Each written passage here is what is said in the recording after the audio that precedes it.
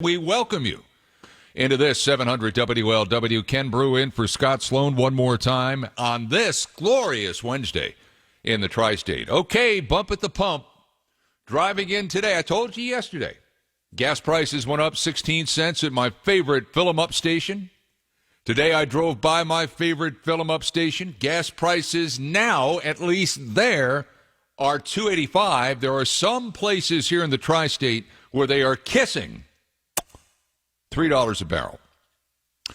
And yet we wait to see if the United States does anything in retaliation for that drone strike on Saudi Arabia last weekend. More concerning to a lot of people is the fact that despite all of these great radar systems and detection systems that are in place over in Saudi Arabia, neither the United States nor the Saudis could pick up these drones that came in and unleash this attack on the Saudi Arabian oil fields. What that means to you and me is what I just said, pain at the pump.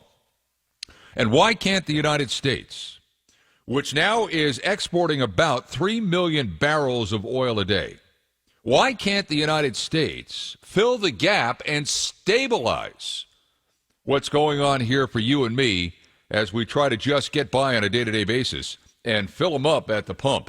Somebody that might have information on that, we think he does, is standing by on the AcuteHearingCenters.com hotline. He is Adam Cooper. He is Chief Operating Officer. You know, in the corporate world, they call those guys COOs. Chief Operating Officer at Quest Automotive Services. And he joins us now to talk about this very perplexing problem here in the United States. And Adam, good morning, and thank you for joining us. How are you on this glorious Wednesday? Doing great. Thanks for having us. Thanks for having me. Well, I've asked this question to a number of guests over the course of the last 4 or 5 days, and you get this right out of the chute. All of this transpired on Friday night into Saturday in Saudi Arabia, yet immediately we see a spike at the pump. Now, everything that's at the pump, everything that's been refined is there. It's not affected by this at all. All of that oil, all of that refining has taken place on things that were extracted from the ground over, 3-4 months ago. So why do we pay for it immediately at the pump? Well, you start having people ramping up because you're going to have a time in the future to where all of a sudden they're going to have costs ramp up. And really it's just kind of almost gouging the customer because of something that has occurred in the world. Okay, I get that. So is it's predicated on what might happen down the road. In other words, this oil's out of the ground, it's been refined, it's at the pump, gasoline at the pump, but this is what might happen a month from now, 6 weeks from now, when there could be or there is now occurring a shortage. Is that what you're saying? Yeah, I mean, exactly. So, they lost, 5, almost 6 million barrels a day of production in the attack. So the issue is going to be that, that makes up not quite half of our production in the United States. But think of it that way. Think of us losing half our production overnight in the United States. So long term, it's going to be an issue. So now all of a sudden, anything that's even on the market becomes more valuable, right? So right. That's why they're doing it. That's how they're doing it, is just the fact that what's left and what's available is now more valuable than what it was yesterday. Got it. Okay. So we export about 3 million barrels of oil a day. How many barrels of oil do we pump out of the ground a day here in the United States? So we do about 15 million barrels a day of production. We're currently energy independent, and we still import barrels as well, but we're also exporting, as you said, roughly about 3 million barrels a day. We could actually, with our reserves, the United States could potentially fill that gap. It's going to take roughly 12 to 18 months for them to get even half of that production back to the market. So we could fill that gap with our reserves.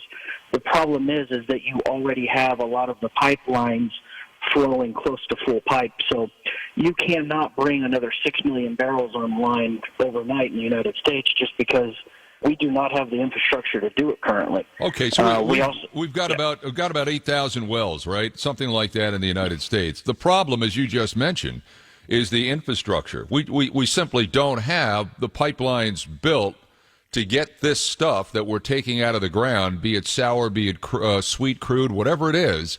We can't get that to where it needs to go. So the real issue here are pipelines, correct? Yeah, absolutely. I mean, we have a ton of wells, and I think the number is like 8 or 10 million wells. But anyways, we have a ton of pipelines in the United States that are full already. We have a lot of wells that haven't been completed. So we could actually turn a bunch of production on right now and help fill that gap with another 2 or 3 million barrels. But how do you get that to the refineries? How do you get that to the end customer? And right now, we can't answer that question. Well, is the reason why we don't have pipelines, is it all environmental impact reasons, or are there other reasons why we don't have enough pipelines? There's so many different issues. I mean, it's costly to do. That being said, they pay back very quickly, but they're very hard to get, past all the regulations. So, we've got a massive pipeline system in Oklahoma. You've got Cushing that a ton of the oil production in the world runs through, or in the United States, goes through Cushing, Oklahoma. Yeah. Well, that being said, how do you build onto that infrastructure and get it down from North Dakota, Wyoming, Colorado, and all the places up north that are producing more volume now, like Wyoming, now has more permits than the Permian Basin, which is, out in Midland, Texas. Right. They now can drill more wells there than they can in the Permian if they have the infrastructure. They don't have the infrastructure. So we don't have the hotels and everything to even build pipelines or production facilities in Wyoming. So, again, it's not just a regulatory, it's an infrastructure as well that just isn't in place in certain areas that could bring on more production. So you're talking not just about pipelines, but you have to have people build the pipelines, and the people who build pipelines have to have a place to stay, place to eat, and things like that, right? Absolutely. So that's one of the things we do is build pipelines, build production facilities, and right now we have to put man camps out on the side ourselves because there's no place to put guys. Some companies are going in and renting out entire hotels for 2 years, saying, hey, we want every room for the next 2 years because they're on massive projects. One of our projects up in Wyoming right now, there's 1,000 guys on it. So that one place, there's no way you could have 1,000 people. So we have multiple man camps and multiple locations that we're having to put our people to provide labor to the job. So I guess a nice side business is build a hotel in Wyoming, and you're going to be in robust business for years. The bad news is you got to move to Wyoming, right?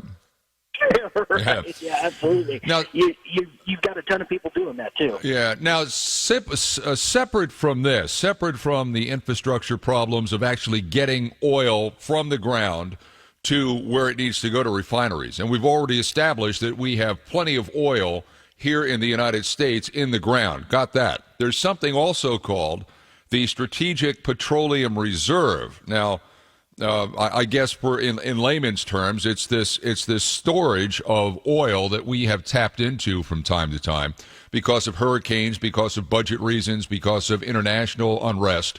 We've tapped into to ease the shortage of oil in the country.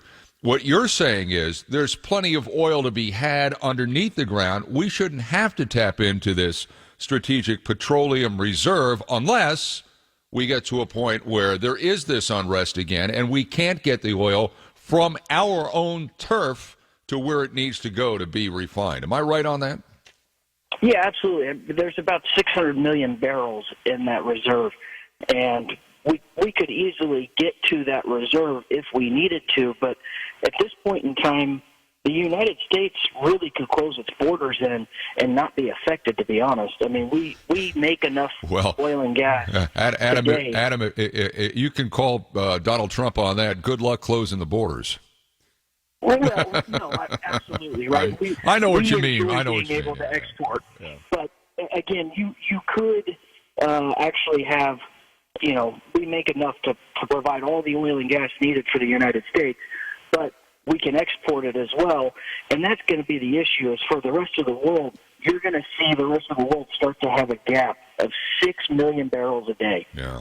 A lot of countries don't produce 6 million barrels a day. Yeah. I mean, we're one of the largest in the world and have been for some time of production, and we're only doing, 15 million barrels a day. We were only doing about 11 about 5 years ago. So, we've gone up 4 million barrels in 5 years, give or take, some 500,000 barrels or so. But again, to build up 5 million barrels a day is going to be a struggle, because to rebuild that infrastructure and even get half of that back online is going to take a massive amount of labor and time. And and money. It's going to take money. It's going to take money. Absolutely. And you could also make it. You could also make a case for it, although it would drive the Green New Deal people crazy. You could also make a case for it as being a case of national security. Go ahead, build a pipeline. We don't have to worry about whether or not some drone's going to blow up an oil field in Saudi Arabia, or some third world nutball dictator is going to take over a country. We would have our own supply, our own supply of oil that would keep us percolating. Now, Adam Cooper, COO Quest Automated Services, here's the big question. You ready for the big question on all of this? Are you ready for this? Yes, sir. How high will gas prices go in wake of what happened in Saudi Arabia? And if the United States chooses, either through itself or as a proxy for Saudi Arabia, and turns around and retaliates on Iran, how high could these gas prices go? Well, I think that if it escalates, you're going to see $100 barrel of oil, which is going to cause prices to go right back up to where they were a few years ago, of $3.50, $4 a gallon in some places. If we just leave it as it is, I think it'll hover right around $60, $65 a barrel for at least 6 to 8 months, and then you're going to see the effects. A year from now is really when you're going to see the effects of what has happened today. Yeah. And it's just going to be a good time for oil and gas. How about that? That's what I'll tell you. Yeah. Good time for the guys that have it. Bad times for the guys that use it. Adam Cooper, COO of Quest Automated Services. If there's one message I think you want to get out today, is get some pipelines built so we can get this stuff out of the ground to our refineries, processed to the pump, so we don't have to worry about this nonsense anymore. Right? Am I right there, Adam? Absolutely. All right. Yeah, absolutely. All right, Adam. Thank you for your time here on 700 WLW. We appreciate it. Thanks for having me.